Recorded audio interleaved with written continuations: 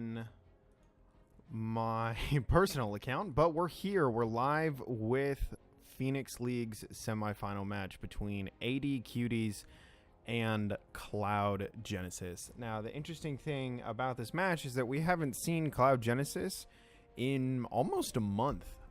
They've been practicing, they've been scrimming, they've been doing their own thing, but this is going to be the first time that we have really seen them in quite a while, and it should hopefully make for a good match. We're just waiting on our top laner from AD Cuties. Looks like he just got in, and so this game should be underway relatively quickly. We're currently I don't quite know what we're waiting on.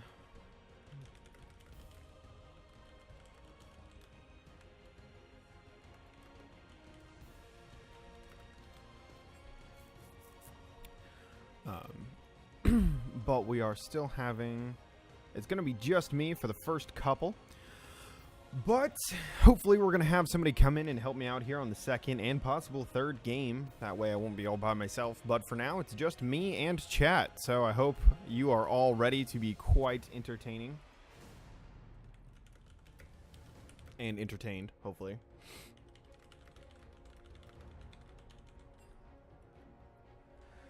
All right.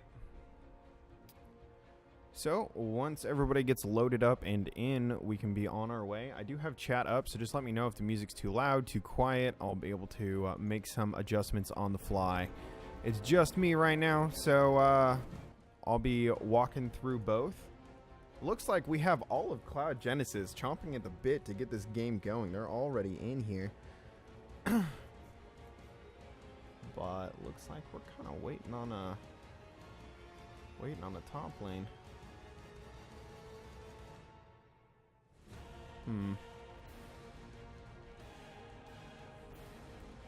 Oh, I see.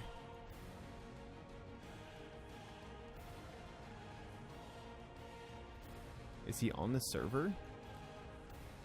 A little strange.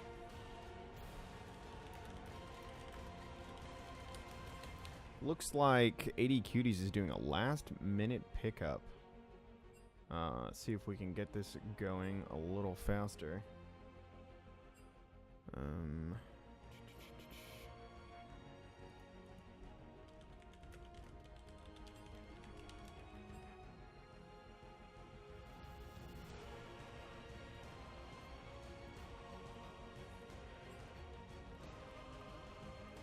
Don't see him in here, but that doesn't mean he's not.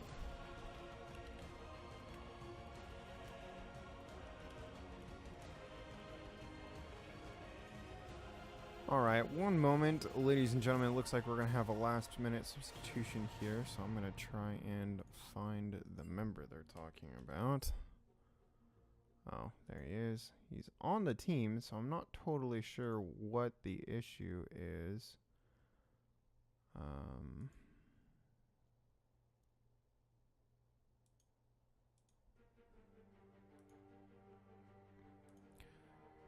The channel shouldn't be pushed to talk. Let me check here. Sorry, ladies and gents. Looks like we're having a slight issue here.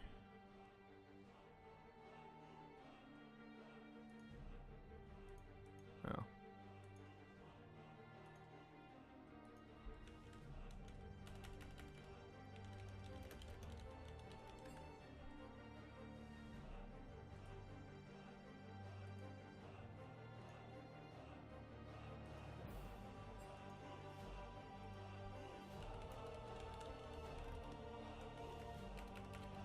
Well, unfortunately, we might have to start losing bands here.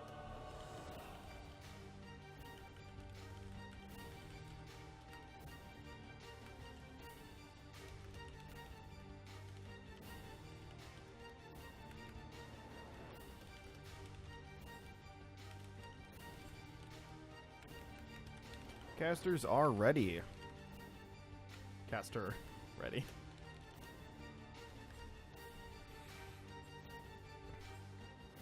All right, looks like both sides are ready, and we're going to get into Champion Select here.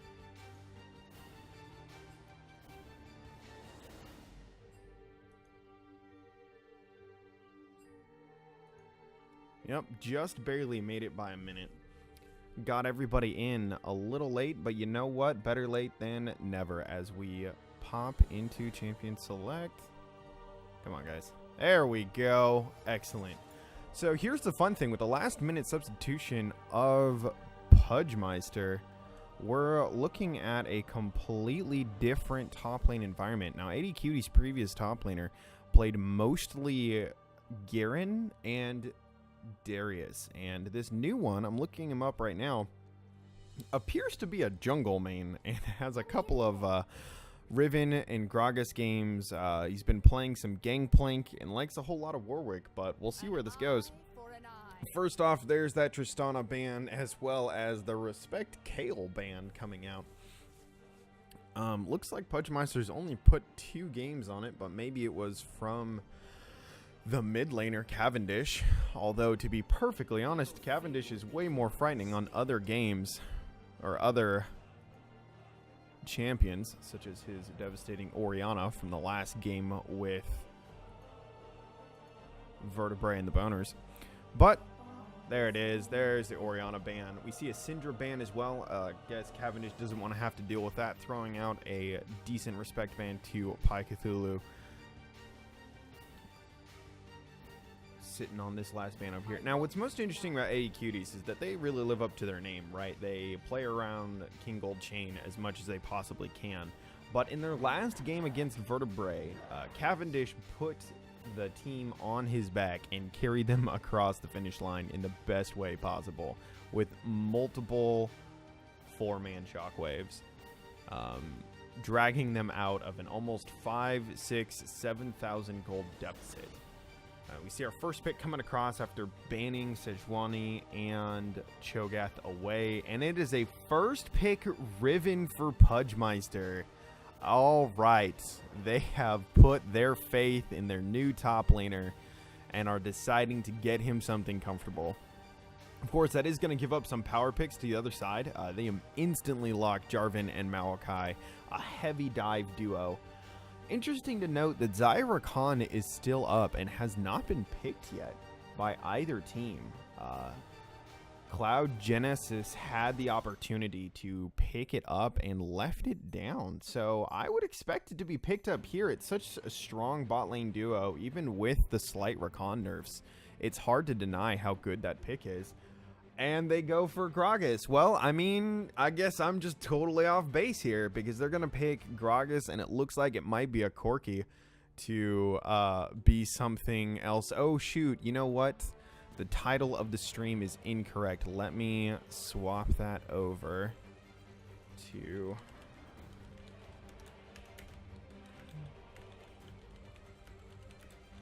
Cloud. There we go. Got the right title in place. Yes, that's a Gragas Corki. It looks like we're going to let Xayah and Rakan drop all the way down to the final tiers. There's the Xayah coming in. I can't imagine that they're going to get the Rakan. That has got to come across as a ban from AD Cuties. Yep, there's a Kog'Maw. It's not surprising to see an AD carry focus. In fact, I wouldn't be surprised to even see something like Jinx or Caitlyn get banned away here. Like I said, they try to play around their AD carry quite well and put Cavendish on something that can carry them through their mid game until he's far enough ahead to just be a win condition. Yep, and there's the Rakan ban, of course. Still super surprised it wasn't picked up earlier, but at this point it doesn't matter. We're going to have to wait for whatever it is that Blue Sun wants to pull out. Yep, there goes the Sivir. All right, so we're going to have to see what King Goldchain pulls out. He's going to have to dig a little bit, but he could go for something simple like an Ashe, or he still could go for Caitlyn. I think they didn't play it in their quarterfinal, but I know I've seen him play it before. And winding down the clock to about 5 seconds here. Lulu banned. Yeah, that makes sense. You know, you got a Xayah. You don't want to give her a quick Ardent Sensor. I was going to say maybe they'll pull Janna, but they are going all in on this heavy engage comp. And there's the Callista. Brings a little bit of disengage and is difficult to lock down, but with a targeted root coming out of Maokai and a Jarvan follow-up, it's hard to believe that this Callista is going to have a great time amidst all of these heavy CC tanks. And especially if Lissandra gets locked in here. That Riven and that Callista are going to have a heck of a time trying to get to Xayah. Now, on AD Cutie side, they do have a double AD comp, and they have a decent amount of siege. It's difficult to find where Riven is going to fit into this composition. Typically, you would want Riven to be a split pusher, but they also don't have much wave clear. So if they get in a situation where they're stuck in a 1-3-1 with Callista in mid, trying to wave clear Corki and Riven on the sides, they're going to have a tough time maintaining that wave clear. They really have to try to run a 4-1, hoping that Corki and Callista can match the Xayah and Lissandra wave clear, which I have a tough time thinking. In addition to all of the go buttons that exist over here, you have a Jarvan, a Maokai, Lissandra, and Alistar, who they basically just have to flash in and hit R, and that backline is toast. Absolutely toast. So it'll be interesting to see what exactly they're going to do. I'm not sure why my spectator client is not showing me the summoners on this side, but it looks like we have a standard Ignite heal from Xayah and Alistar to match the heal and exhaust from Callista and Nami. Yeah, I've not gonna lie, haven't quite dealt with spectator a whole lot, so it's not something I've had to pay too much attention to. I imagine that we're probably going to see Gragas pay a lot of attention to the top and mid lane. Callista, yeah, this I knew about. I knew about the whole doesn't really tell me when I'm going to get to see the game. But Callista Nami should be able to win the early game against Xayah Alistar. The heal and the ranged support matchup is going to be difficult for Alistar in the early game. But come mid-game, you could even see some sub-level 6 or right at level 6 powerful roams coming out of the mid-jungle duo down to the bot lane. It doesn't matter how much Callista and Nami have up. Nami is going to be hard-pressed to peel an Alistar, Lissandra, and Maokai diving them under tower. So really, it's hard to see where AD Cutie's win condition is going to be other than Snowball. So look for this game to be decided within the first 10 to 15 minutes of the game. If AD Cuties cannot accrue a 4,000 to 5,000 gold lead within the first 10-15 minutes of the game, it's going to be really tough to see all of this scaling on the right-hand side not just completely overwhelm them. And while Corki is a strong pick, it's not the same kind of Orianna that Cavendish can use to pull his team out of a deficit and back into the lead to win. So it'll be definitely interesting to see where they go here. In the meantime, I'm going to try and pull up a little bit more information on Pudgemeister, who I was not aware was going to be playing today. Yeah, it looks like he's mostly just a jungle main, so they probably ended up picking this Riven to get him on as much comfort as possible, but it's hard to see how that doesn't just bite them, because they have to give up a first pick for a comfort pick for their top laner, which seemed like the issue that they were having with their last top laner, was that they always had to pick him Darius or Garen. So it's interesting to see that hot swap over to another player that has a very similar issue. All right. You know what? The worst thing about having this spectator delay and not know is that I'm not totally sure how much bull I need to spew before the... There we go. Perfect. You just have to talk about it. That's what happens. You talk about it, it goes away. All right. Let's see here. AD Cuties versus Cloud Genesis. We are getting into the game now. I will be quite interested to see exactly how well it's going. Gragas into a Maokai is usually pretty good for the Gragas early. Maokai, while he's strong, does not have the fastest clear until he gets at least 1 to 2 backs. And his ganks are heavily flash reliant. You can usually see them coming from a mile away, and until he has an ultimate, it's pretty easy to just kind of walk away from him.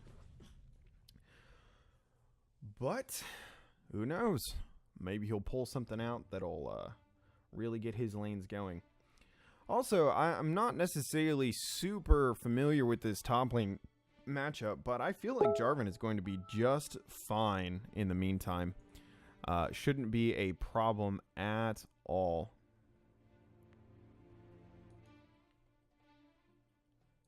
Get rid of that so I don't get any random text messages anymore. Also, probably don't need to see this. Just never. There. At least it'll shrink it down to something that is hopefully not that obnoxious. All right. Here we go. Into the first game. Looks like we have pretty standard on this side. It's interesting that Lissandra went for this Ignite here. Typically, you would think of a Lissandra needing teleport to be able to get those really good flanks off, and also to be able to roam and get back to lane. Her early lane is not strong amongst the current meta mid laners. Even Corki can kind of trade pretty well with her in the early game, but it'll be interesting to see how she pulls that out. Let's get rid of this. Don't need that. Hello, game.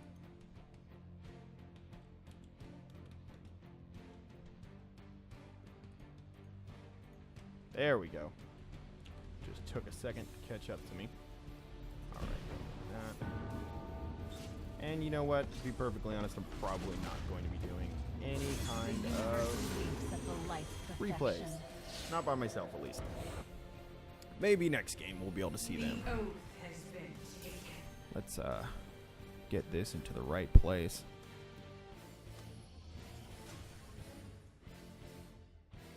Welcome to Summoner's Rift. There we go.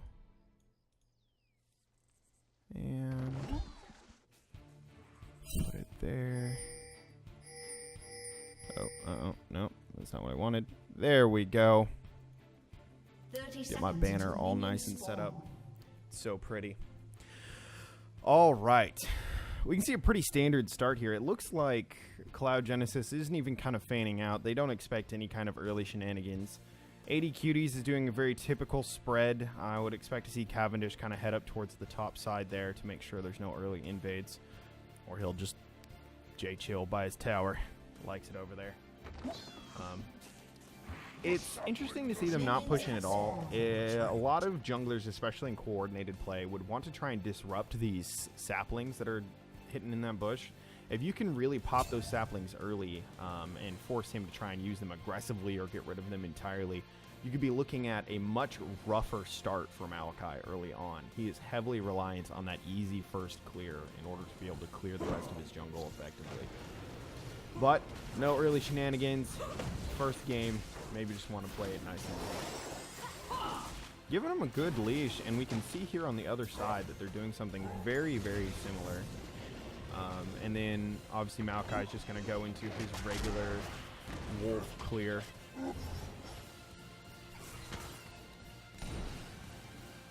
Yep, Lissandra's just shoving it out, getting the standard wave push here. Looks like bot lane, as expected, is going to get the early push. Alistar just doesn't have much to contribute, especially because he went with the name is escaping me. There you go, Ancient Coin start, which isn't a bad start, but it does mean he doesn't have those extra Targon's procs to help try and shove the wave in early. And means that he's definitely going to have to just kind of sit back, get the coins that he can, and wait for the wave to come to him. Overall, pretty expected start.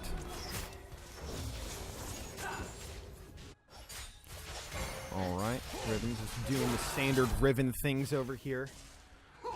Hitting her Qs, Jarvan just bops her, takes the grasp of proc, and walks away. We can see that Riven went for a rather aggressive start with 3 pots and a longsword. While I'm sure that's pretty common within solo queue. You would expect... Yep, nope, there's the Riven all in. Jarvan not respecting this Riven damage, might be going down. Nope, just walks out. And Maokai is there. It looks... Oh, Gragas gets in some nasty damage on Lissandra, but the Claw is an easy walk away. Oh, well. Interesting Alistar jump there. Looks like Maokai made that trip up that we were talking about. You could see it down, but Riven gets the last second shield to get away with it. Corki's ramping up the Gatling gun and the phosphorus bomb to just lay down the hurt on Lissandra. She's got a pot.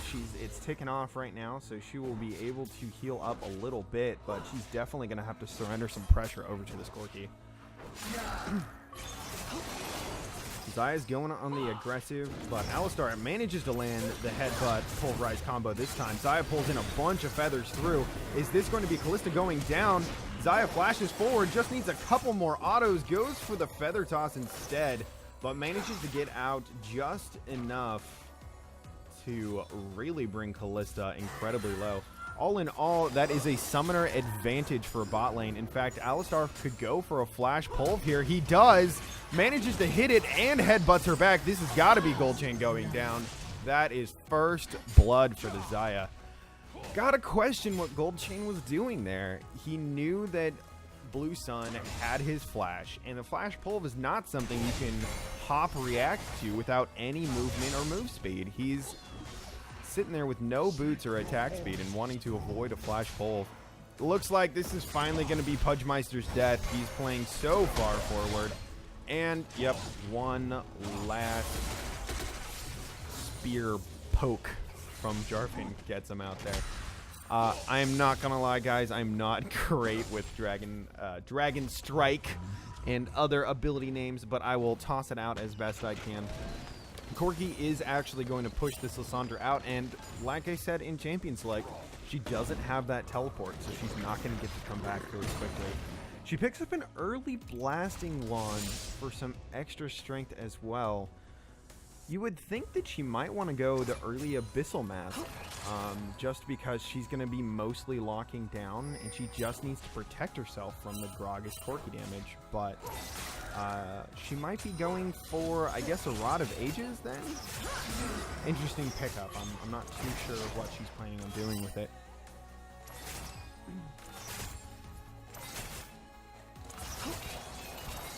Alright, well, with that first blood going on to Zaya, all of that early pressure that Gold Chain was supposed to have is entirely gone. With a little bit more gold and an upgraded coin item, Alistar has a much freer lane to be able to push in and pressure. It's not what you want from your Kalista mid-game. Now, let's talk about some things that AD Cuties does have going for them. They have a lot of mid-game damage. They do. With the tanks coming out of Cloud Genesis and Lissandra, they also have a decent amount of mid-game. But if you can get a good Corki package, a good Kalista ultimate, and a nice Riven cleanup, you could still snowball this game. And it's only a 700 gold lead for AD Cuties. I'm sorry, for Cloud Genesis. But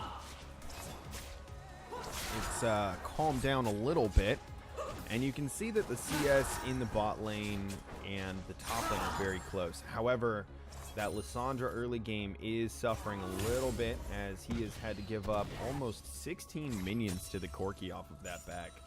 I think he lost the cannon there as well, because his minions were at his tower when he had to take that back. But overall, it's not looking too bad. Lissandra is basically an R button, and if she can get to a point where she can E in and survive the post-claw enough to either ult Kalista or Corki, it can result in a one fight for them, even if Lissandra herself dies. That stun is not something to be disrespected. Other good news, though, for AD Cuties is that all three of their carries, Riven, Corki, and Kalista, can build into a Quicksilver. And you have to feel like it's going to be an absolute necessity for this team with so much crowd control. In addition to that cleanse on Cavendish, I still think he's going to need QSS. Hard to believe that one cleanse is going to be enough. I would even look to see if Nami can possibly spare up the inventory space after her Ardent Sensor, going for a Mikhail's. Just to give that extra chance to save people. Riven's managed to play it safe since that gank, but also was forced into another really bad back, and that minion score that was so close just moments ago is now resolving into something much less favorable as she manages to finish up what was left. We've got Maokai and Jarvan going in for a little bit of early pressure, but they spot Gragas and just let him go. Looks like Corki's going to pick this up pretty easily. Just getting some vision, knowing where the jungler is. Maokai goes to take his red buff. Riven is aware of the pink in this bush. They've pinked it out. Looks like she has a ward there. Kenny and Cavendish going for this gank. Jarvan has spotted them out. The Exotl guy is going to have at least an EQ maybe to get out of this. Is he even going to get to move? Oh, the late body slam from Kenny, and he's tanking so much damage. Goes down to the Cataclysm. Maokai comes in with a W and instantly roots Cavendish into his death. And it looks like even Rivens may not be able to deal with this. This is a red buff, blue buff Maokai, but he backs off. Questionable decision there. Maybe his W was just too far from being up, but I feel like that was an easy kill for Ryder to pick up there. Even so, that is a 1-for-2 on the dive. Oh, Kalista goes down here for a couple of spears into Azure. Must have taken a couple of tower shots. I didn't see what happened, but it looks like Blue Sun's going to live longer with this ultimate. It's going to expire, and Kalista's going to get the easy execute on this, but no, he goes in for the headbutt. Pulverize goes down anyways. Gold Chain makes a nice flash over the wall to get away from the CC. Jarvan's teleport is almost completely wasted as he comes down to try and clean up something off of Azure's death and walks away with nothing. Makes that walk of shame back up the top lane. Eats a big one from Cavendish on the way there. This is a massive minion wave. It looks like Azure is going to make it back in time. There's a cannon in there. Might lose 1 or 2 CS, but for the most part, I feel like... yeah, he'll make it. In fact, he'll probably even make it for the cannon. All right, Gragas pops a pink into this pixel brush and then walks around for the gank here on Pi Cthulhu. Pi Cthulhu doesn't see this coming. He pops the early. Gragas just goes to cut him off, hits the body slam. Corki lands the phosphorus bomb and the auto, but gets a last-second ultimate from Lissandra. She walks away with a blinking health bar, barely surviving. Well done. That was inches from death there for Pi Cthulhu, and he's going to have to surrender a little bit more farm. He's caught up decently since Cavendish's disastrous top lane roam, but the gold is dead even, and this is nothing but good for AD Cuties. You cannot let their opponents get any kind of a lead on them if they want to snowball this into a victory. Jarvan's still got that pink up there. It looks like he's going to try and fight Riven for it. Walks up and starts bopping her with his spear. She manages to clear the pink, but that's a lot of auto she did not spend on Jarvan, as he is clearly winning this trade. Goes down to a 3rd HP for a pink ward. Azure is taking some unfavorable trades with Xayah. I feel like he doesn't need to actually fight Kalista here. He can just CS and let his teammates get ahead. They don't have to take any kind of crazy early game risks because of their composition. But maybe that first kill got him pretty excited. Lissandra's made it back, suffered about a single wave, but Maokai and Jarvan are coming to collapse on the Gragas. I feel like he's just going to body slam over and get out. Well done. That's the kind of freedom that Jarvan is getting, though. This first pick Riven is really not doing much for AD Cuties, and I have to go back to say that how can you spend your first pick to give the free Jarvan over and then see that Jarvan is clearly winning this? It's definitely something that hasn't quite paid off for AD Cuties yet. Maybe we'll see it. We'll see if Pudgemeister can pop off in the middle of this game and really make the pick worth it, but for the early game, it's definitely not doing them any favors, as both the Exotic and Ryder can freely walk around and put down vision, push into mid, whatever they want to do. Jarvan, you gotta be careful here, mate. This is an easy kill for Riven if she's on it. Oh, there's the flash, and he tries to go for the Cataclysm, but dies mid-jump. The walls don't even spawn. Man, he tried to go for the outplay there, but I feel like Riven was 2 clicks from getting out no matter what. Could have just walked away a little bit, made her take a couple more tower shots and maybe cast that at the last second, really force it down. Instead, he's going to lose a ton of CS under tower. This is easily 10 minions that he's going to lose for trying to take that trade way too deep within a minion line. Well, Cthulhu taking the bad end of another Corki trade. And again, I have to criticize Cthulhu for his build. Look at his build. He's picking up a He's picking up Sword Shoes, Blasting Wand, Mana Crystal into a losing lane. And you could say, like, oh, maybe he just didn't have enough money to buy anything. But if he could buy a Blasting Wand, he could have bought a Negatron Cloak, which would have made this early game so much easier for him. Lissandra has decent base damage, and she's a great CC machine to complement the other 2 picks. It's hard to understand why he would want to try and go for damage when all they need to do is just lock down the other team for the million seconds of CC they have between them. Kenny is spending a lot of time in this bush. Uh-oh, Blue Sun goes in. They don't know that Kenny is there, but they do have Ryder on the back end who has launched his ultimate. It's going to catch up both Han and Kenny here. Ryder comes in with an Arcane Smash, pushing Han back towards his team. Blue Sun is going down to the Spears of Callista. Oh man, it must have been because Azure didn't have any kind of mana to help with this engage. They just had some raw auto attacks. They were able to easily turn it around. Did not have the information on Kenny just sitting in that bush, and it's cost them another kill. AD Cuties has managed to crop up that 1,000 gold lead that they have, and like I said, this is starting to look better for them. If they can hold on to this gold lead, they will do so much better. They will be able to snowball and keep that Riven in a side lane where who's going to deal with her? Maybe Jarvan in the late game, maybe Lissandra, but if Riven manages to stay an item or so ahead, then nobody's really going to be able to deal with her, especially because this first turret has gone down in the favor of AD Cuties. It's given them that nice 2,000 gold lead, 2,500 gold lead that they have on Callista, the one member who needs it the most if she wants to survive these tanks, survive this Jarvan, Lissandra, Maokai all in. Whew. Water break, boys. 1 sec.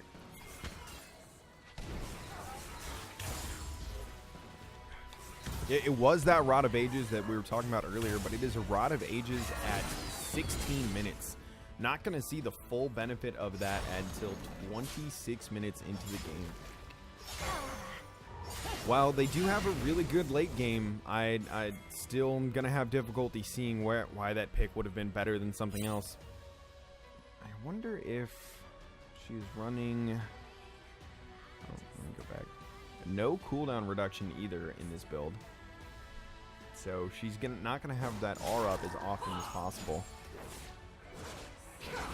Let's see here. You know what I just realized, ladies and gentlemen? My Spotify playlist is still running. Let me pause that. There we go. Now we got that good old League of Legends music coming in. There. Woohoo.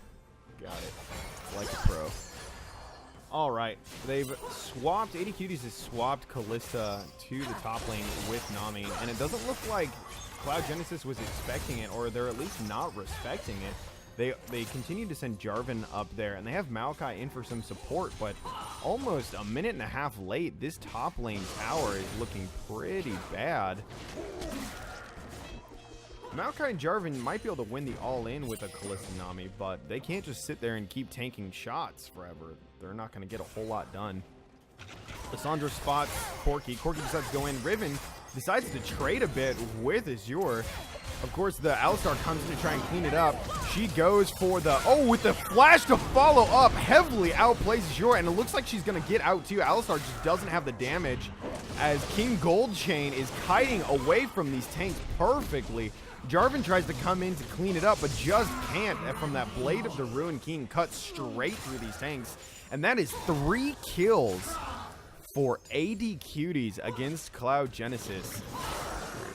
This comp is working out, I have to admit. I was skeptical. It's not an easy comp to run. You need to have a high skill ceiling to be able to deal with this kind of really high precision composition. But they're pulling it off. They've managed to snowball their lead into all 3 first towers and have pulled out a 6,000 gold lead. It might even just be Cloud Genesis not knowing what to do with this Riven or not knowing how to play around it, but if it works, then you can't fault him for it. All right, it is 8-4, 32,000 to 27,000 gold, and AD Cuties are looking to try and snowball this in. They've picked up the Rift Herald at a very good time, right before Baron spawns, right after the first row of towers have gone down. That means they can use their Rift Herald to take down one of the harder turrets to crack, one of the tier 2 turrets. Lissandra gives up on her blue to help take Dragon. Questionable red ward drop, but you know, if they get the Dragon, I guess it doesn't matter. AD Cuties is definitely not going to get here in time. But Ocean Drake, they've just ended lane phase with their tower takes, so it's not the worst one for them to lose, as King Goldchain picks up a red buff. Takes a bit of a sapling to the face. It's going to take another one to the face, but not too bad. Already has the Blade of the Ruined King Runons ready to go. Wait, did Cavendish steal that? Did I miss that? Cavendish totally stole that. Oh man, the Phos Bomb auto, too much for Lissandra to try to overcome.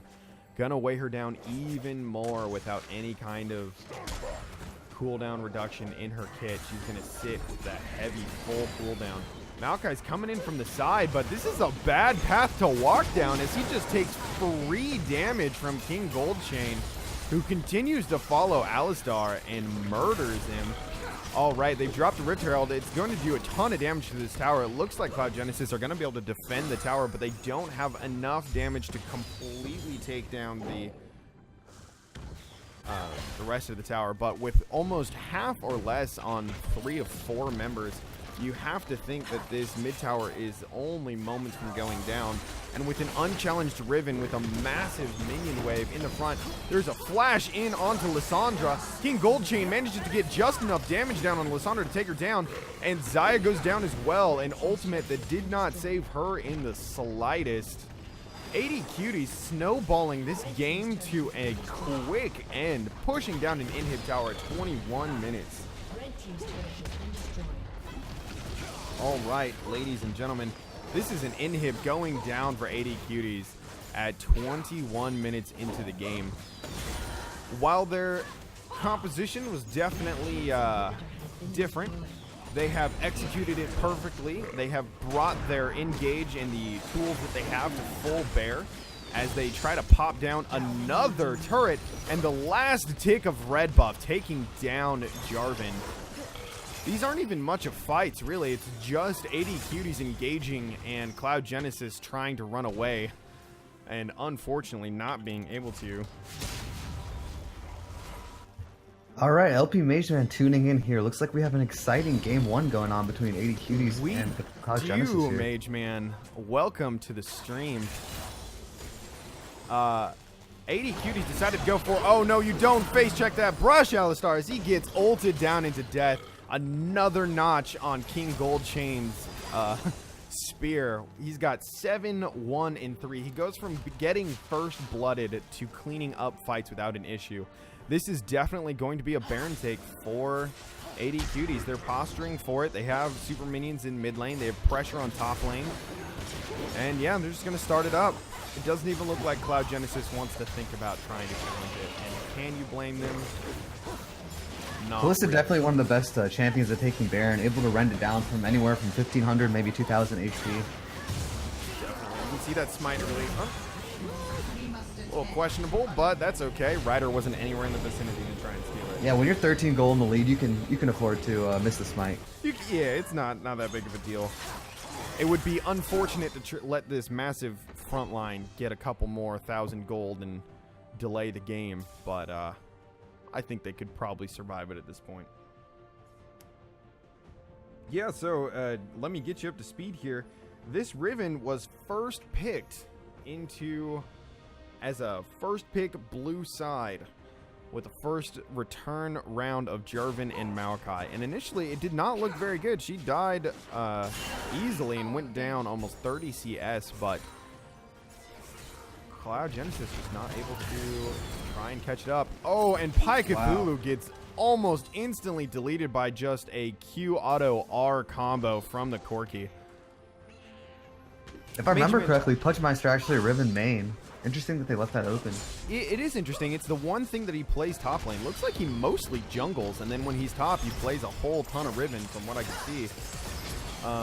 Cavendish getting a little aggressive here, maybe pushing a little further than he needed to with all 4 of his teammates out in the Does bottom force lane. the Xayah ult before he goes down. Yeah, he got that at least, but I mean, they're far enough in the lead. However, here goes that exact engage comp I was telling you about. And Kallista's down. Does not matter if you get blown up instantly.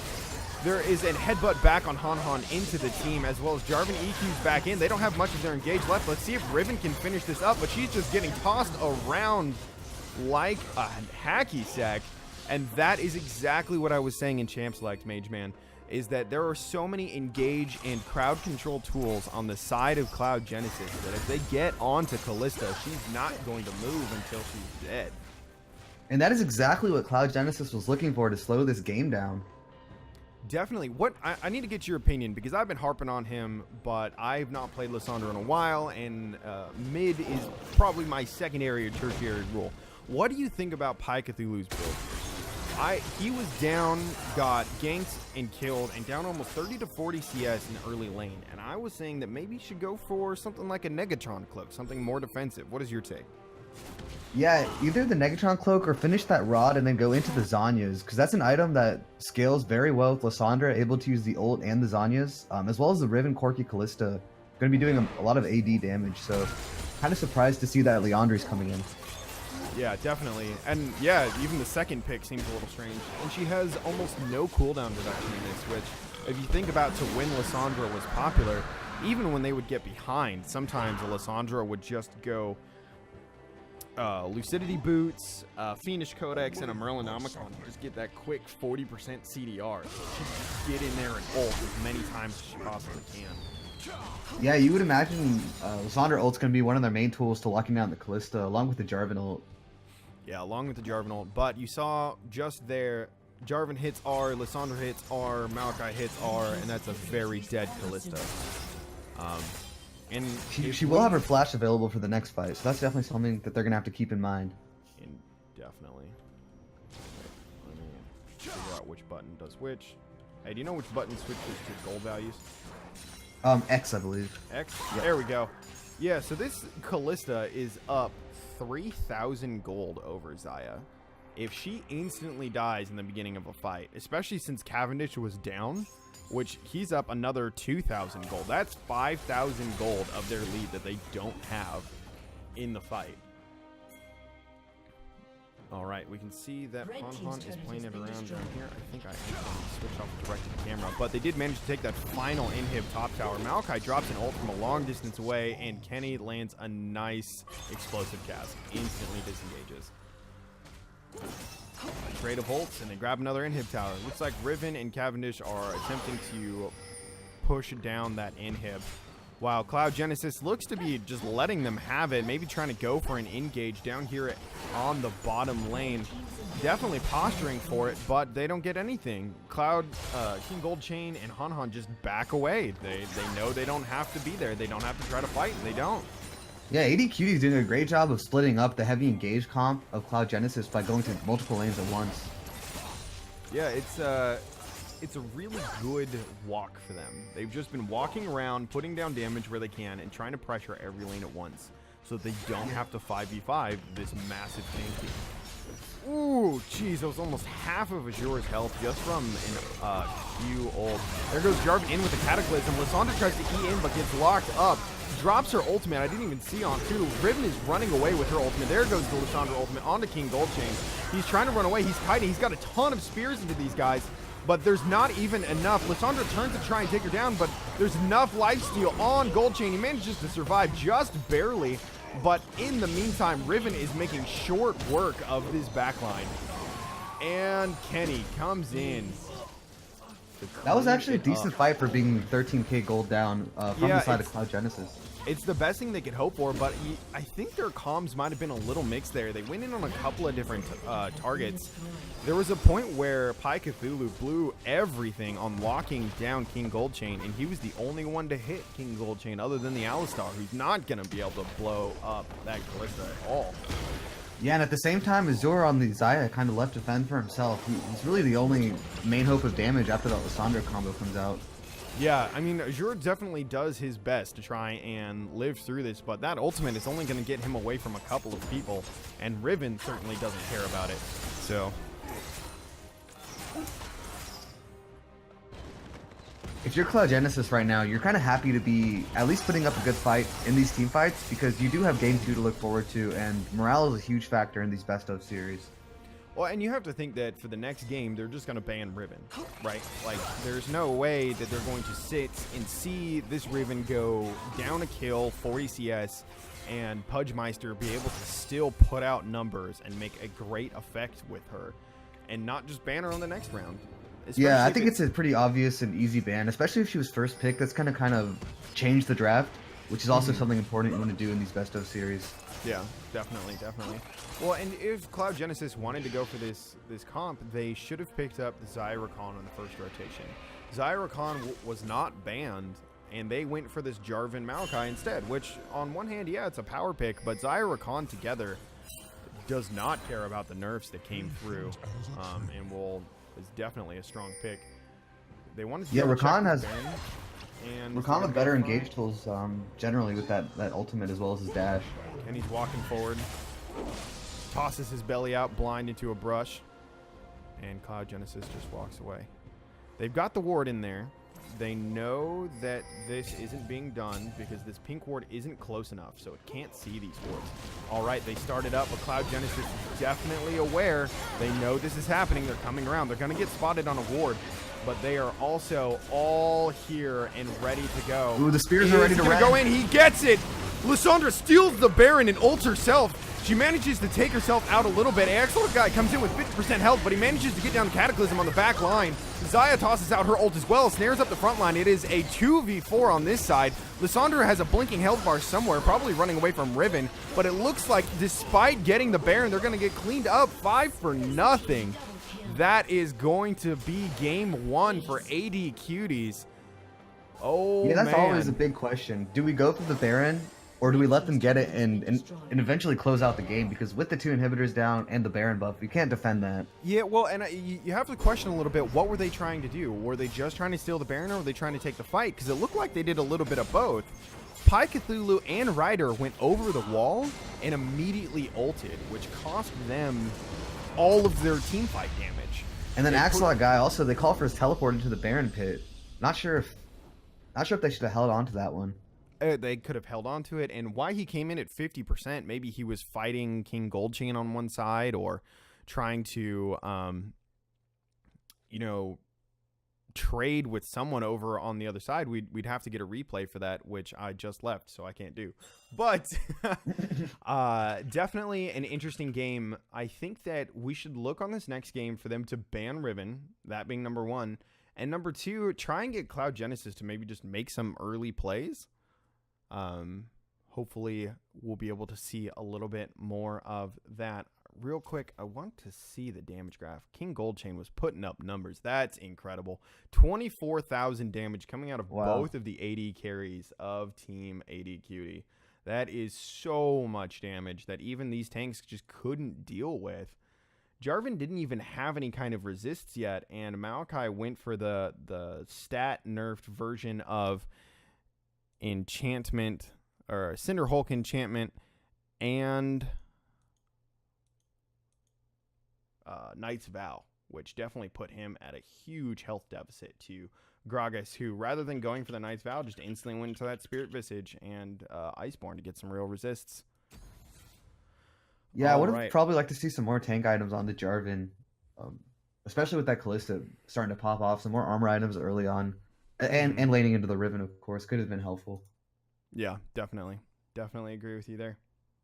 All right, well, that is going to be one game for AD Cuties. And Cloud Genesis now on the back foot.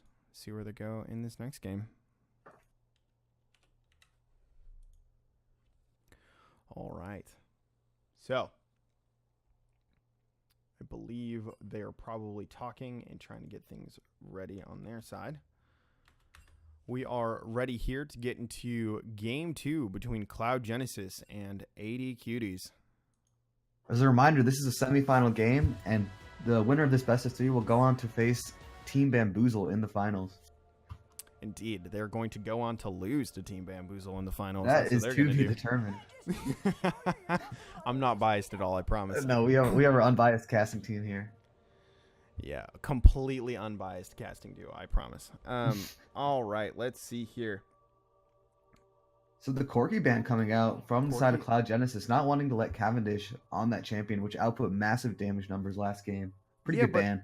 What are you going to keep banning against Cavendish? They're giving out this Respect KO ban, which have not seen Cavendish play necessarily. Yeah, I'm not too sure if that's directed at Cavendish, maybe Pudgemeister, but I want to see the Riven ban. But it's not on there either, and it's like a 1-1 on Pudgemeister's history, and there goes that Callista. And you have to feel that unless they're gonna first pick the Riven, they're gonna end up playing against it. Okay, there goes the Rakan ban. But what are you gonna ban out from Cavendish though? I mean, he plays Orianna too, which he dragged the losing and dead carcass of AD Cuties across their third game line on their last series. Yeah, some amazing Orianna ultimates coming out from Cavendish. Amazing Orianna ults to pull them out of almost like a 10k deficit. That number's going to keep getting bigger every time I say it. But really just cranking it out. Speaking of crank, Blitzcrank. Interesting. So Han going to be on the Blitzcrank. Yep, and if pattern follows, this is going to be a first pick Riven. Or a second pick Riven, I should say. But maybe they're looking to leave it. Yep, they grabbed that Maokai. Yeah, I mean, to be fair, they know that pick right now. Yeah, and to be fair, they know that Cloud Genesis isn't going to pick Riven. So, all right, well that locks Cho'Gath into the jungle position. The Orianna taken away from Cavendish. Taken away from Cavendish. Excellent, but I mean, you might just end up leaving Syndra for Cavendish here, which is not a bad pick. It's a heavy front line to run the Syndra into, but leaves it up. I would expect to see an AD carry pick here. Kog'Maw is actually a decent pick at this point, or you could try and pick a Kha'Zix. Interesting. Wow. Okay, so this is going to be a Gnar Maokai top lane.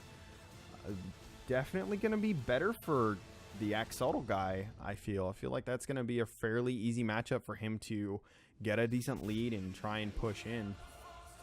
As well as Kha'Zix into Cho'Gath.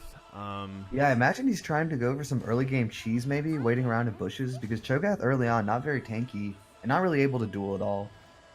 Yeah, not super able to duel, but also doesn't really have to. I mean, he's one of the few champions that he waits for counter ganks and otherwise just waits to get to level 6, becomes this giant raid boss that walks around and tries to generally ignore everybody and make them get out of the way.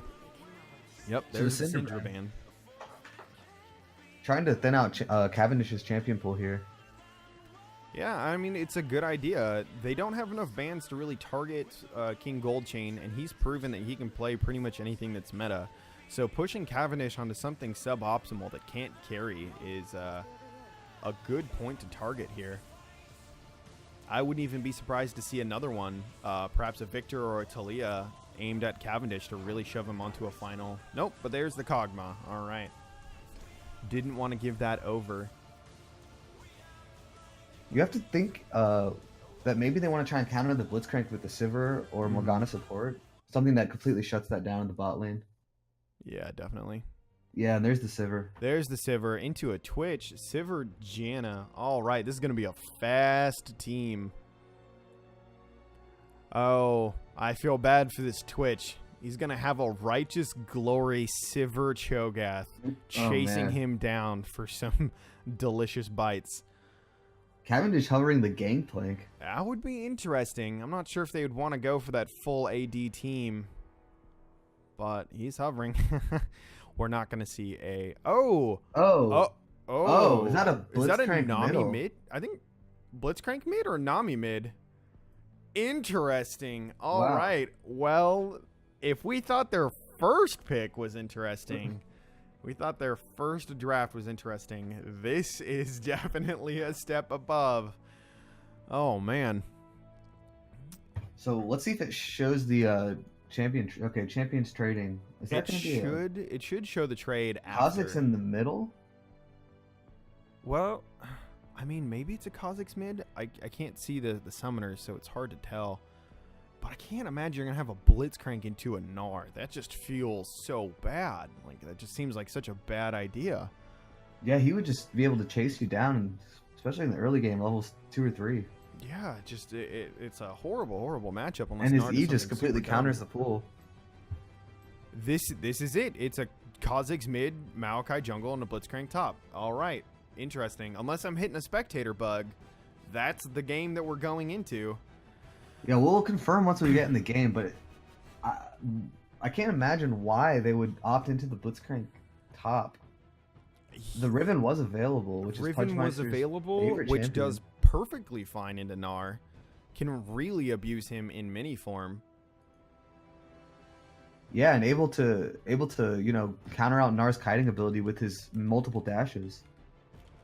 Yeah, So with very multiple curious. dashes, can interrupt the hop with a third jump from Riven, as well as just really all in the Gnar super well. So they are putting all of their eggs in King Goldchain's basket and hoping that Cavendish can pick up some stuff on the other side. They've picked the equivalent of a tank, 2 supports, and a distraction to try and get King Goldchain ahead. So Just gonna go ahead and make an announcement onto the Discord. mm-hmm. Oh, yeah, that there's a Kha'Zix mid. Well, let's wait. It might be a spectator bug. It is possible. That's If we true. We'll get- wait till loading screen. but Let's wait till loading screen. If it's there in loading screen, then we will more get than everybody happy. into viewing this game. Yeah, interesting. Also interesting Tom. to see the cleanse opt into on the Sivir. Not really any hard CC except for the Nami bubble or the Maokai ultimate, but you can't really cleanse the Blitzcrank hook. So Yeah, you know you can't super cleanse it.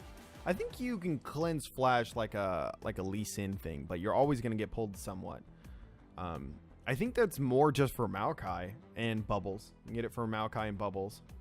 yeah, I think I would have liked to see the barrier here on Sivir because her spell shield's gonna help her against the few forms of CC that they have. I agree.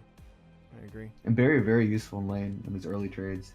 Maybe it's just a desire to sit still and not have to worry about any kind of CC, pop that ultimate and just instantly run around free hitting anything. But I don't know. Gonna be interesting. Yes, Kate. Yeah, I'm still very excited to man. see. Very excited to see what these picks are and if we are seeing the right thing. Yeah, definitely gonna be an interesting game for sure. They're going to go Ardent, clearly. What I want to hear some theories from you on what you think Blitzcrank top build is gonna look like.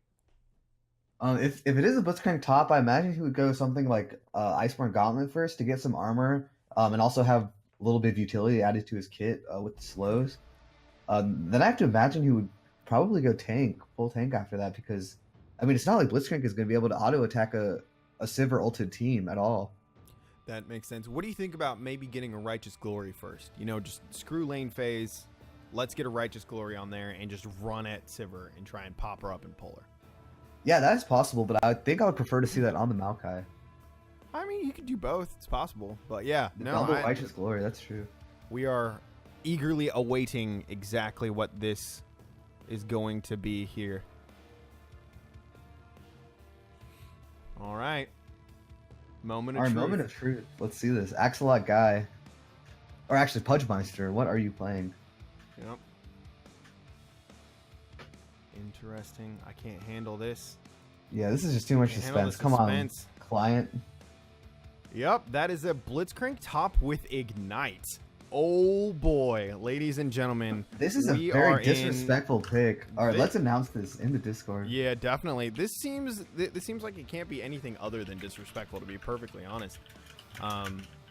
Difficult to see how this is possibly going to do anything other than suffer. I mean, maybe if... I'm trying to think. The last time this was run, Soaz was on Fnatic the first time. And it was the last game of summer that didn't matter. And I think they were just trying to run a Dota comp was the idea. They were going to run a Dota 2 comp. So very fast-paced pick comps, skill shots flying everywhere. Yeah, it's just so difficult to see how that's going to try and work out for them. Yeah, and with that Severed Spell Shield, how exactly is AD Cuties going to get onto her and lock her down against this very mobile and very shield-heavy team? Yeah. Well, we are in game for our game 2 of AD Cuties versus Cloud Genesis. AD Cuties have picked an interesting team comp with another heavy all eggs in King Goldchain's basket. Late game, this team is going to be all about peeling that Twitch and trying to hold him off and hoping that Cavendish gets something on the side. Unless Blitzcrank does decide to go full AP, this is going to be a full physical damage threat comp from the side of AD Cuties. Also true. Makes it pretty easy to build for Gnar and Cho'Gath. What does Blitzcrank have here? Oh. What does Blitzcrank have? I think what I took. Yeah, he did start with the Sapphire Crystal, so you'd think he's going for that Glacial Shroud into a Gauntlet. And he doesn't have any ability power runes. He's definitely starting at base that. It looks like he has a little bit of extra attack speed along with his armor and magic resist. And of course, if you have the Nami and the Blitzcrank, you're going to go for that early invade. And that's what they're doing. They got a 5-stack in this bush. They're going to try and walk in and get themselves off to a good start. Cloud Genesis not even showing their faces in their own jungle for fear of this. Yeah. You have to know this is coming, though. This yeah, seems like it's advertised from. Yep, they put that ward in. They know it's coming. They back up. Because there's no way you don't invade with the Maokai, Kha'Zix, Blitzcrank, Nami. You've got a hook, a bubble, isolation, and a slow. But no harm, no foul.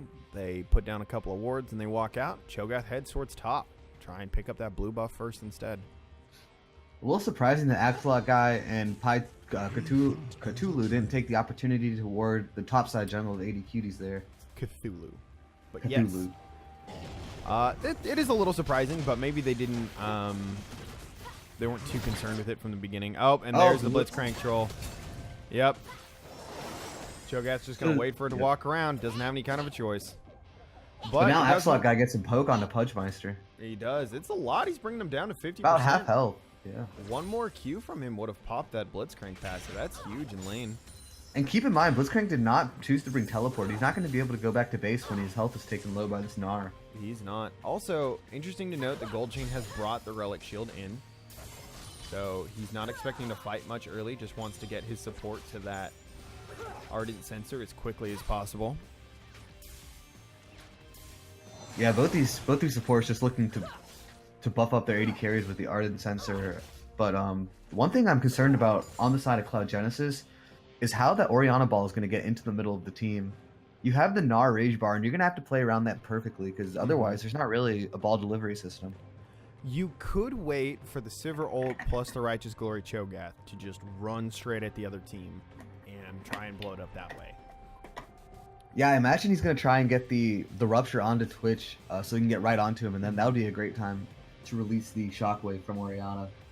They have some decent engage tools on the other side. AD Cutie has the ability to Maokai ult, they can get in a Nami wave and try and clear out and get this fight started. But it also seems like the best thing that Cloud Genesis can do is start an objective and make AD Cuties run at them.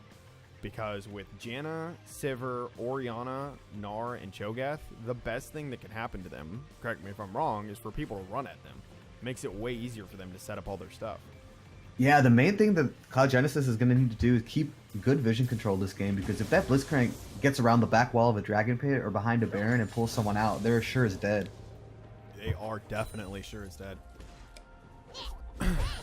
Oh, everybody saw that, Axel guy. You missed it. We're all going to judge you for it. But he is up 8 to 2 CS. He is. Blitzcrank is basically giving up this lane. Until he gets closer. You can see Maokai starting to make his way up there. He's stopping for the Scuttle Crab for a moment, but he's on that side, and Cho'Gath is nowhere near that side, so the Axolotl guy is going to have to respect this. Blitzcrank has way too many minions, though. If we take a look up here, he's got almost, 10 minions under tower. He cannot afford to try and follow up on that. Good trades here by Cloud Genesis' bot lane, taking advantage of that Janna shield early on. Definitely. Well, and one of the things that they did super well in their last game was the early trades, the sub trades. They got a kill on the Alistar, or on the Xayah in the Alistar Nami matchup, which is not an easy thing to do. It was just after that they made some rather questionable decisions on dives and where to show up, and let the Kalista really get ahead.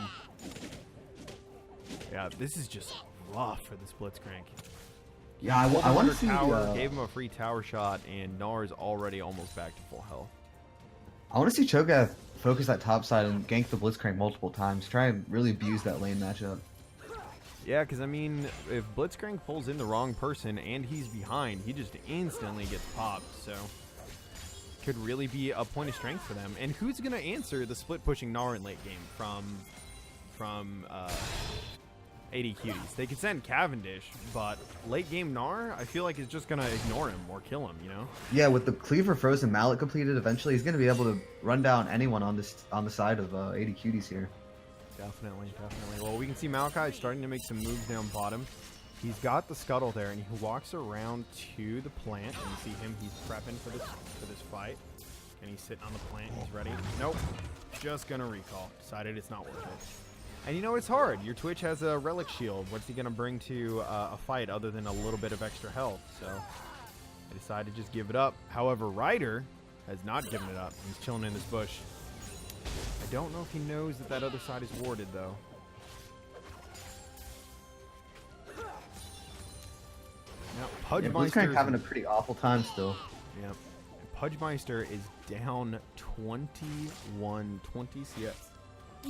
That is so unfortunate. He's got a huge wave in his tower, but don't know if he's going to be able to take anything there. Wow, look at that burst damage coming out of Cavendish on the Kha'Zix. Yeah, I have to criticize Pi Cthulhu a little bit because he's got decent damage and he keeps walking away from his minions, giving Kha'Zix that free isolation buff. It doesn't do extra damage at this point, I believe. No, it does. It does. That's not in the upgrade. It's standard now. I'm sorry. Right, yeah. But giving him that free isolation buff, when I feel like if he just stood next to his minions, he could win those trades straight up. Yeah, Azure, despite having the better presence in lane, I feel, is definitely losing in CS, almost by 14 CS. That is a massive deficit for an AD carry who's been pressuring the lane. Yeah, must be losing too many to maybe account it to nerves. Yep, there you go. See, now Pi Cthulhu was learning. Didn't leave the minion wave. Yeah, and you can just stand in this. Oh, okay. Yep. He did have Shockwave available, but he might have gotten it after it was too late to use it on Cavendish there. Yeah, and I think he's very low on mana, so he's just gotten some back, but he might not have had enough at the time. Shockwave is 180? I think it's 100, right? Yeah, I think 100 sounds right. Yeah. Click here. It's 100, yeah. So, might have just been low. He's sitting on 200 mana now, so another all-in from Cavendish could be lethal for him.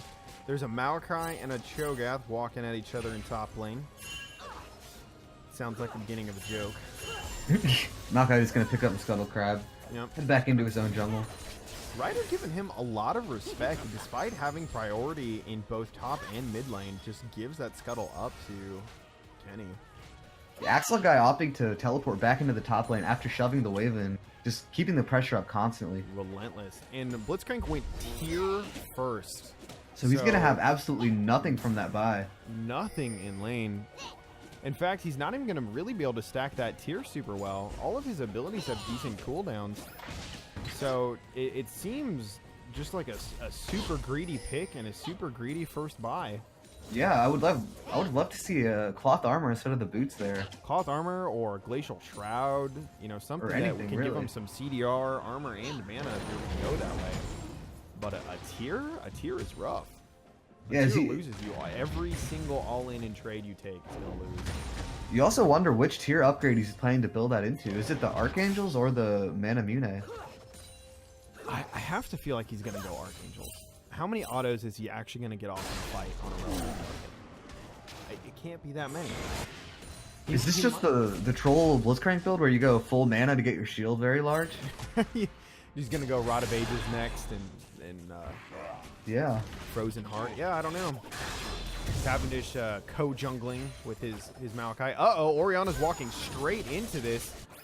Hello? Match? There we go. Going down. She's definitely going to go down here. Walk straight into that. I didn't even get to see what happened. Just walked right into it. But at the same time, the Exotl guy gets into an all-in on Blitzcrank. All right, let's pull up these time controls. I'm going to do a quick replay. We're going to jump back 15 seconds. This is just a straight auto loss. The only thing that even makes that close is the ignite, and in the end of the day, it's not enough. All right, jumps alive.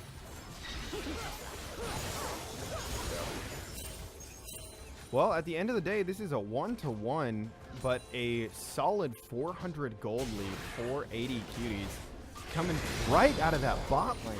Azure is just down 22 CS. Although, I mean, there's 50 in the top lane. So where is this gold coming from? The Relic. It's the Relic Shield.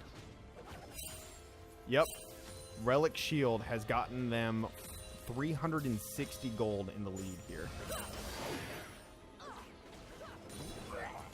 So this Relic Shield has not been punished, and it's working out for them pretty well. They're not even losing trades anymore at this point.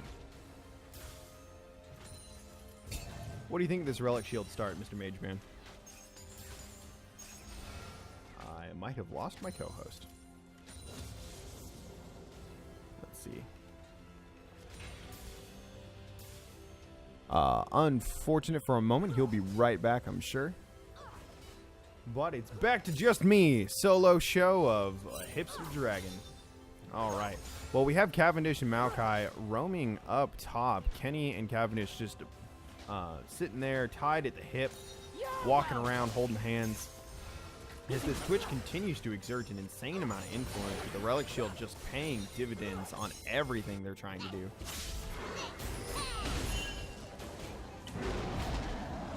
All right, yep, that's the Gnar damage we're talking about. Blitzcrank just can't do anything here, as Gnar gets the free 1v2 kill. Probably going to go down here to Maokai, but there's just absolutely nothing they could do.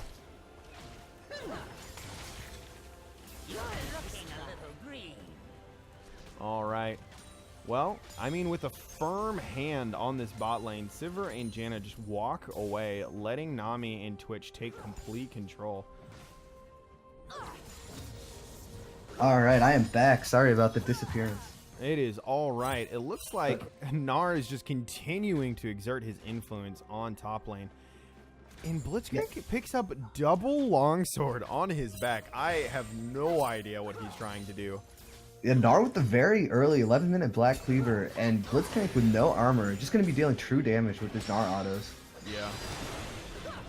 Very, very surprised by this Blitzcrank skill Han pack. takes a huge amount of damage, but manages to just ult and back away. Ryder comes running out of the jungle, but without a Righteous Glory or anything, that's pretty much all he's doing. Riding along. Yeah, they do get the Nami ult there, so not complete waste of his time, but... Get some breathing room for Yeah, Sivir down a pretty significant amount of CS at this point. Ah, that's just one triple combo. Takes down easily a third of his health. I feel like Sivir and Janna could have punished this Relic Shield much harder. Yeah, I'm really surprised to see a 30 CS deficit on the side of Sivir and Janna. Definitely. That is almost all of their lead is coming from this Relic Shield that is at 475 gold in addition to this massive 330 CS lead over Azure. Let's see. The jungle also, Maokai is farming much better than Cho'Gath. The numbers are the same, but he is, with his kill, almost 800 gold up over his counterpart.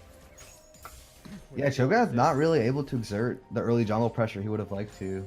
Especially up in that top lane where Gnar solo killed the Blitzcrank 2 times.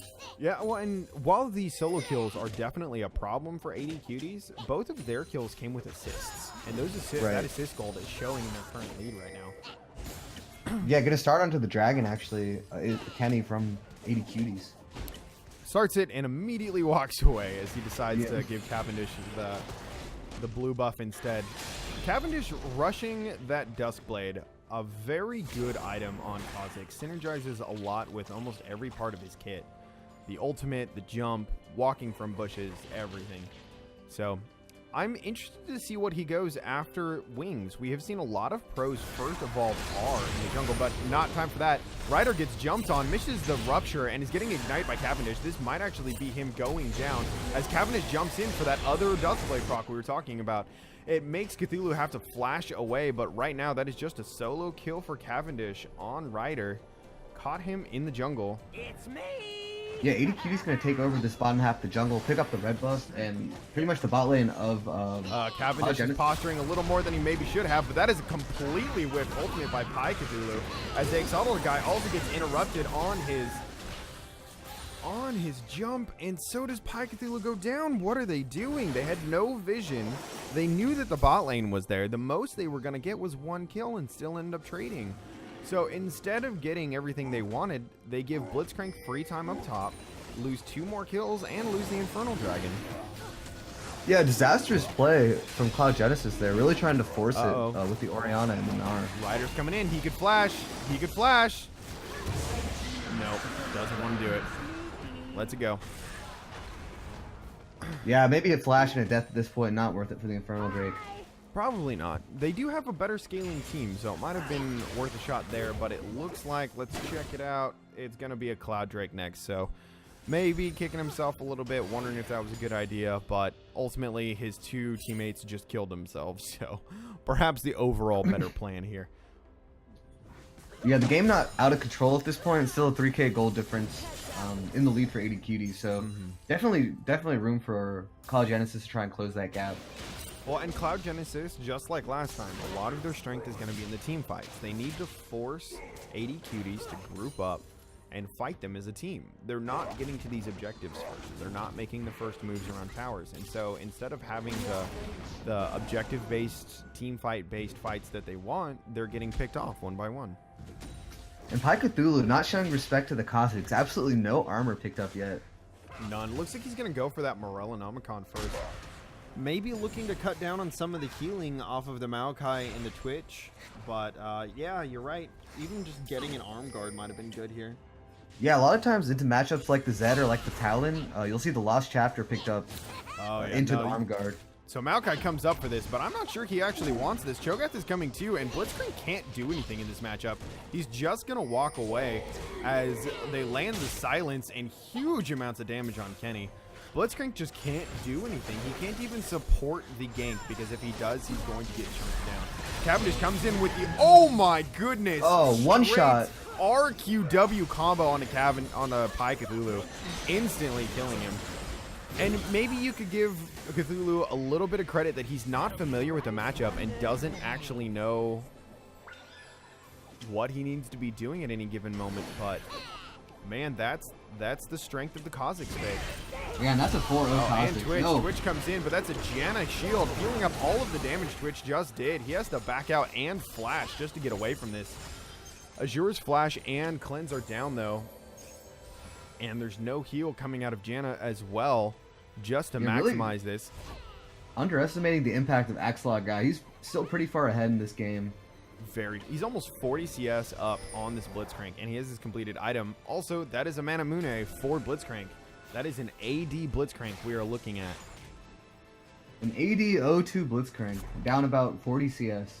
I'm not sure how I feel about that. I feel like it's a bit disrespectful, but you know, if they have, maybe they have a game plan here. Maybe they just think it's gonna work for whatever they want to do. I'm also partially buying into the idea that they picked Nami and forgot they had a support, and got stuck on it. Because you have to imagine that was supposed to be a Kha'Zix jungle and a Maokai top. Yeah, I feel like there's no way it's not, right? Like, it has to be one of those two things. This is a dive going very poorly as Cho'Gath flashes in, tries to get the auto down, but doesn't have his ultimate up. Maybe he forgot that he didn't have it anymore. Yeah, must have forgotten. And so there. instead, they just walk away with a free kill onto Janna. Twitch stealths in. He's walking around. Ryder is very low, but Pi Cthulhu is here. This looks like it's going to be a dead Kenny, and King Goldchain can't walk up. Oh, he's going to go for this. I imagine it's going to be a shockwave, but it whiffs entirely as Pi Cthulhu walks straight into a bubble.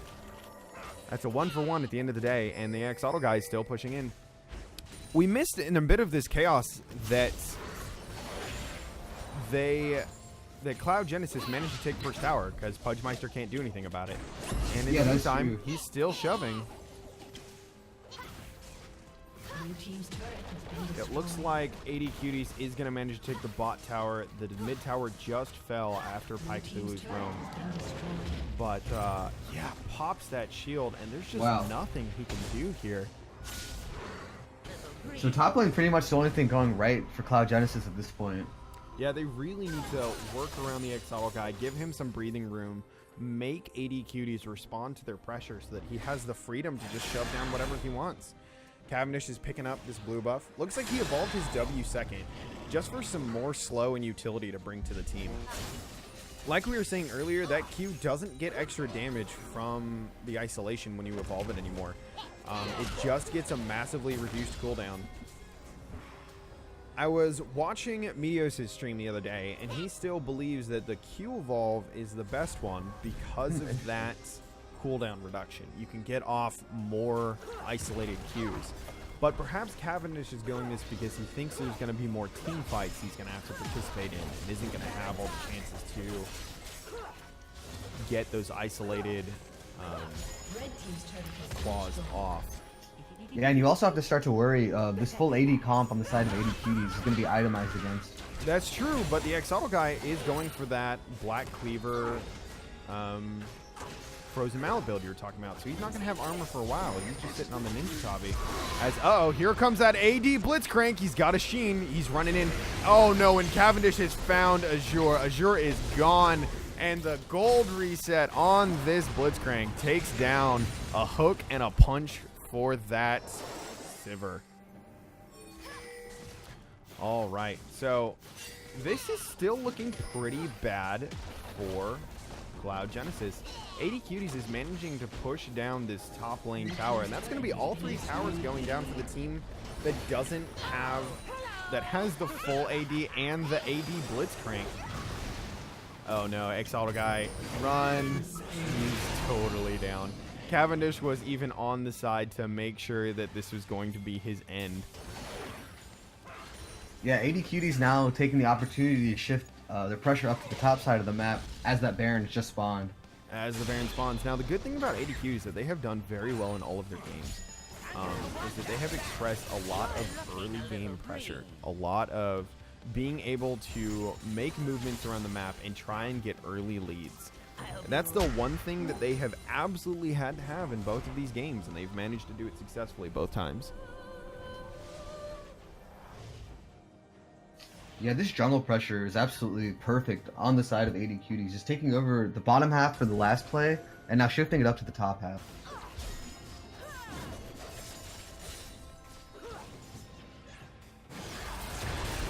All right, Kha'Zix goes in and just a Q auto W deletes Janna.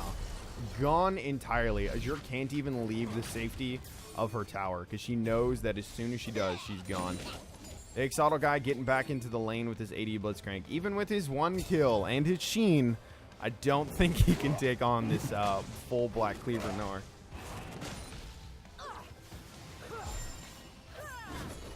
Alright, that's just going to be another free. Oh, and Cavendish flash jumps at Azure, and Azure just flashes away as well. Uh-oh, Twitch comes in. He's got the red buff. He's got the Nami slow. Just auto, auto, auto. Goodbye, Sivir. Nothing she could do. Cavendish playing this Kha'Zix pick, kind of like a Zed pick, just waiting in the side brushes or in the jungle and hopping on whoever appears to farm waves. Just waiting for a good opportunity to blow somebody up. And Twitch right now has had the protection that he needs. He's gotten out of that Relic Shield zone, not only scot-free, but well ahead of his lane opponent. And now they're sitting on an Ardent Sensor, buffing a Twitch that has an Infinity Edge in Runons at 22 minutes into the game. Yeah, Sivir going to be doing a fair amount of damage herself with the Ardent Sensor shield, but she's just not able to stay alive with the Kha'Zix jumping on her and the Twitch ultimate. Yeah, she's just not in a position to be able to do anything just yet.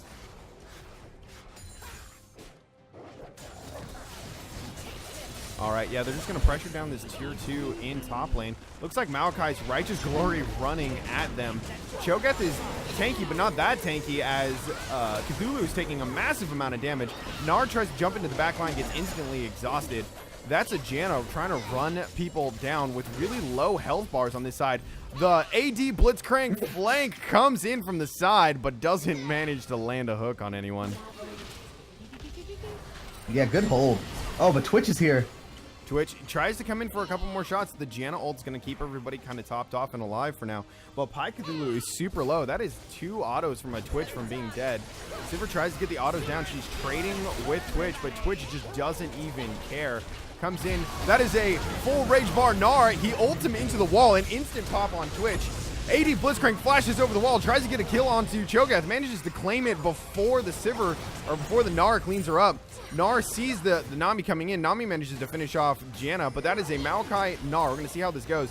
Maokai has a lot of damage, but this Gnar is a full Black Cleaver, and that is a support and a jungler. Manages to dodge out the bubble, and I think this is going to be, yeah, this is going to be a double kill for Gnar as he continues to auto these things down. Nami just doesn't have the ability to take care of it.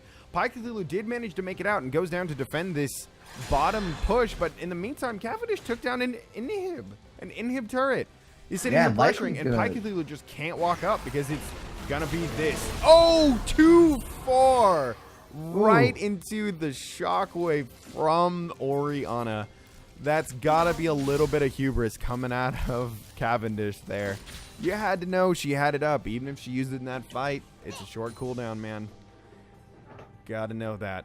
Yeah, disrespecting the Orianna there. Cavendish finally gets the shutdown goal. A little antsy all over the place, I would say. They had that tower pretty easy. All they had to do was wait for a wave, regroup, and try it again. And instead, they tried to push their advantage too far. And that is King Goldchain walking into a Gnar with a completed Frozen Mallet. Instantly dies, and this could be Baron. Baron for Cloud Genesis can turn this game around entirely. Oh my. That's what is Kenny gonna do here? Even if he flashes in, Cho'Gath has his ult up. That is easily a 1700 damage smite. Kenny tries to walk in, but Gnar's got that Frozen Mallet. He can't get away. It's a couple more autos, a couple more slows, and people are losing health bars everywhere. AD Blitzcrank pulls in Cho'Gath on the side. Cavendish makes an assassination on Janna on the backline, but that's not who he wants. Azure's coming around, manages to barely get away with a blinking health bar. Nami would love to get in on that, but nobody has an answer to Exoto guy. He's just autoing people down. He's going to go full Gnar in a minute. Lands the boulder, jumps in, and this is going to be a Gnar on a couple of people, I have to imagine, straight into the wall. Oh, he's getting CC'd down. Maybe he doesn't make it. He's going to lose Mega Gnar here in a minute, but he managed to get the stun down. Well done from AD Cuties to not let that Baron go down. I have to feel like Cloud Genesis panicked a little bit there, didn't find their grounds. And instead, they walk away with a kill, but here comes Twitch. Oh, this is going to be a double kill easily, as Twitch manages to completely take down Gnar. Looks like Azure will be able to escape, but like you were saying, I think they could have finished the Baron with the Cho'Gath ult. Yeah, with the Cho'Gath ultimate, I think they could have taken the Baron. Well, and you know what? One of the things that we talked about in this game was, and I think which button does it? Can't remember. For the Which gold? one switches? No, switches the vision. Oh, I don't know that one. I'm just pressing all of my keys and seeing which one's going to change it. Nope, none of these are changing it. So that's yeah. Nope. All right, anyway, Cavendish jumps in on Azure, tries to go for this kill, but doesn't manage to get it as Janna manages to run up, ult, push him away, and not let it happen. Now Azure's all the way back up to full health. That's troubling. If Yeah, Cavendish they do get Azure's can't- flash there. He did get a flash, that's true. If Cavendish, but Cavendish flashed as well. Oh, yep, flash for flash. Flash for flash. If Cavendish can't flash for flash on the AD carry and kill them, that's going to be a problem in their team fights. Yeah, Cho'Gath's starting to itemize towards that armor now, as we talked about, and a Gargoyle Stoneplate on the Gnar. So you have to think Cloud Genesis is going to start scaling. They're going to start scaling. They're down 9,000 gold, but the comp from AD Cuties has a timer.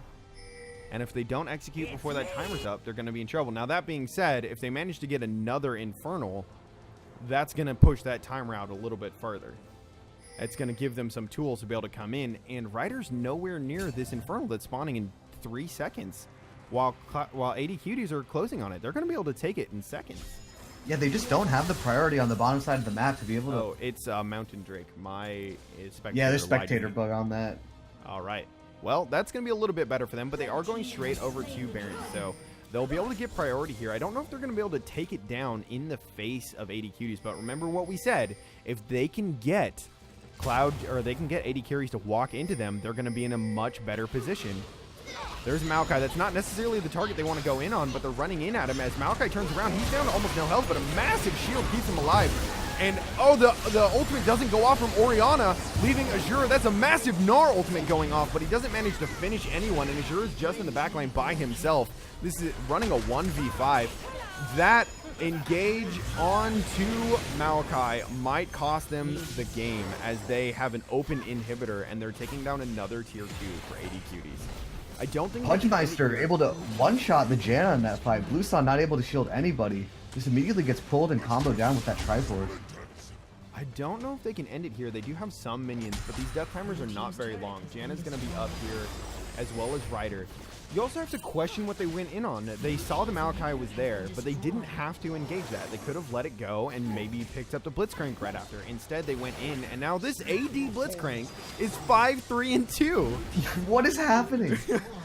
Mage Man, AD Blitzcrank is 5-3-2 in this game. 5-3-2. We have a new meta emerging. Expect to see it at Worlds. I don't know. I'm still relatively convinced this is a rather disrespectful pick, but... Disrespectful or a mistake, either way, Punchmeister 5-3-2 has the Triforce, has the mana making mute, it work. and working towards a Bork. Yeah, that means that he's super easy to pick out. And so again, you have to question their target selection.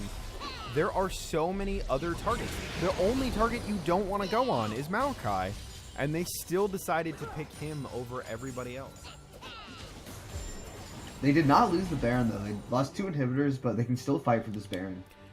They can certainly try, that's for They sure. can try. They need to let... The problem is that they have to have Gnar. Oh no, Janna's walking up by herself. That Janna is gonna barely save herself with an ultimate, but Gnar's gonna lose his rage bar. He's going to get completely ruined here. Oh, but a massive ultimate onto 3 manages to pull out. Nope, this is definitely over as Blitzcrank manages to pull Azure over the wall and 1v1 her down. Ryder goes down as well, leaving Pi Cthulhu with a flashing health bar. I have to imagine she's going to get picked up any moment here, and just the Janna to defend. Ladies and gentlemen, I think this is going to be the end of the series as King Goldchain and the AD Cuties walk in and finish off the Nexus. Well, Mage Man, I don't think this is what we expected, but AD Cuties managed to play their early game so well that Cloud Genesis just couldn't get off the ground. Yeah, the Gnar not able to snowball the game, only able to snowball his own lane, while Kha'Zix got fed, Twitch got fed. Yeah. And in the end, it's They're going to be a just victory gonna for ADQ. Let the minions take over. Just disrespect in the champion select and disrespect in the actual game itself from ADQ. Yeah, completely disrespectful here. All right. Let's take a look Well, at these Blitzcrank damage numbers. Get a better idea. yeah, and let's see. I'm gonna try and pull this up, see if it'll work. We're gonna go back a few seconds. Oh, does this just break? No, it doesn't. Okay, we're gonna go back. We're gonna see that last team fight. Can you hop in and try and find somebody for an interview? Yeah. All right. So yeah. So here's the biggest problem is that Blue Sun walks up. They want to get vision of this Baron, but Blue Sun gets a little further away from the team than she should. She's Janna. She's fast. She doesn't realize how easy it is to just get bopped by a Twitch. And so the Janna ultimate gets blown super early into the fight, and Gnar loses his rage. Maokai ult comes down and around, and while Pyke Lulu gets a good ultimate off, Pudgemeister is just sitting on the side waiting for somebody to be available. And let's watch this in slow motion as the AD Blitzcrank turns, fires, and accidentally grabs Azure as the Gnar dies. Just pops up, silences, autos, and kills, flashes the mastery. That pool is what Blitzcrank was some picked for. extra The very first pick there was for that pool. For that one pull, indeed, indeed. Well, ladies and gentlemen, that is AD Cuties taking the game. And I believe in just a moment here, we are going to have somebody coming in. Let's see who we got here. Oops.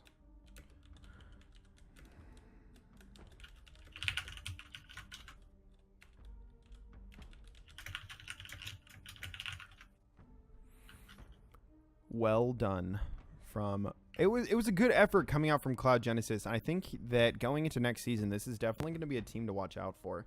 They have the ability to pick a decent comp, and we have seen some bright spots of execution coming from them, but they just didn't have the ability to make anything happen early enough to really make their team take off. You know? Yeah, I know what you're saying. Looks like someone is in lobby. Yeah, it looks like I have Homu there. We're going to go ahead and move down to the interview lounge. All right, and we have one Mr. Homu with us. Good sir, what is your in-game name? Cavendish, the Kazakh Smid. Ah, The Mr. Kazakh Kazakh Smid. Yes. Excellent, excellent, sir. Good. How are you doing today? How do you feel? Feeling great, actually. That was an interesting game. Yeah, can we talk about Bit the of an picks in that experimenting. game? We need to Was talk that about intentional? the picks here first. Yes, we were trying something new. All right. Kazakh Smid. What about the Blitzcrank top? Pudge wanted to play Blitzcrank top because he wanted to try it. I see. I think So, that's pretty much it. have you guys ever played this in competitive before, or scrims or anything like that? The Blitzcrank top specifically. No, but Pudge has played it in solo queue. All So right. there's that. That's it. Well, it definitely looked pretty bad to begin with, but Sure, laning phase was pretty messy. you definitely Couldn't really do anything right there. How much have you played of the Kazakh's mid? Oh, I played like 6 games of it in ranked. Nice. It's definitely a pocket pick for me. It's just when you just want to goof around. Definitely, definitely. Were you kind of forced onto that with all of those bans thrown your way in game 2? Yes. You sound Don't worry, very I happy. take They about pretty that much team, target but- banned me. Yeah, There's so, that. like, several bans coming your way. Definitely, definitely. Well, definitely want to congratulate you on a great game. Yes. Definitely were able to put King Goldchain in a position to succeed both games, even giving up first blood in that first game. How did you feel about the games going into mid-game? Because it seemed like you guys were able to, despite any deficit you were at, just take off and assert control over the game. That's just easy. You just stall out, ward everything, take picks. Yeah, they didn't ward that much actually. Well, they had pretty good roaming, there was a lack of wards, which kind of made it easy to just stall out and just farm without having to, without the burden of having to die every time. I understand. Well, I want to thank you for joining us on the Yep, congratulations. desk here. Congratulations on your final trip. It's going to be a short one because you're definitely going to lose to Sure. Bamboozle for sure. Oh, really? Yeah, definitely. All right. I'm biased no bias. caster here. No bias on this caster. No no bias. But thank you for putting up some good games. We also have with us Blue Sun. Blue Sun, how you doing today? Pretty good. Pretty good. Blue Sun, the support Unfortunately, of Cloud Genesis. exactly the support for Cloud Genesis. Unfortunately, we did not get to see you succeed here today. But it's actually been quite a while since you guys have played a competitive game, right? It's been almost a month, hasn't it? It's been about 2 weeks, I think. And 2 weeks. there was definitely that downtime did kind of affect our gameplay since we had a lack of practice within those 2 weeks. So it definitely did come into play here with the lack of synergy and stuff. Definitely. And we saw that a couple of times when, obviously when you walked out a little bit at the end and the other team wasn't around you and Twitch was able to walk in. But you guys did show some really good signs of picking good comps. Your composition seemed to have a good way to win, a good way to get in, a good idea there. What was your mindset going into the final round of picks from AD Cuties? Were you in any way expecting a Blitzcrank top? Well, when we saw the Blitzcrank, we were like, oh, okay, that's Blitzcrank support. And our ADC was like, well, that's kind of scary. I can't really pick a hyper carry into that. And then we saw the Maokai and Kha'Zix, and we're just thinking, oh, okay, so then they're going to flex Maokai top. But then they didn't switch, so we just thought, someone lagged out on their team that needed to switch. But then we also saw the Nami, and we're like, oh, where's the Blitzcrank going to go? And we thought it was going to be mid. Mm-hmm. And then we saw it top, and we're like, okay, this is interesting. So we put a lot of faith into our top laner to probably snowball that lane, which he did pretty well on that. And I don't know, it was just really unexpected by us, but I think we handled it well during laning phase. Yeah, definitely. It seemed like Blitzcrank Blitzcrank's team definitely succeeded in spite of him rather than because of him. But I want to congratulate both you guys on a good series. We will be seeing AD Cuties hopefully next week. Maybe in the next few days to complete their finals against Bamboozle. Thank you, everybody who's been tuning into the show.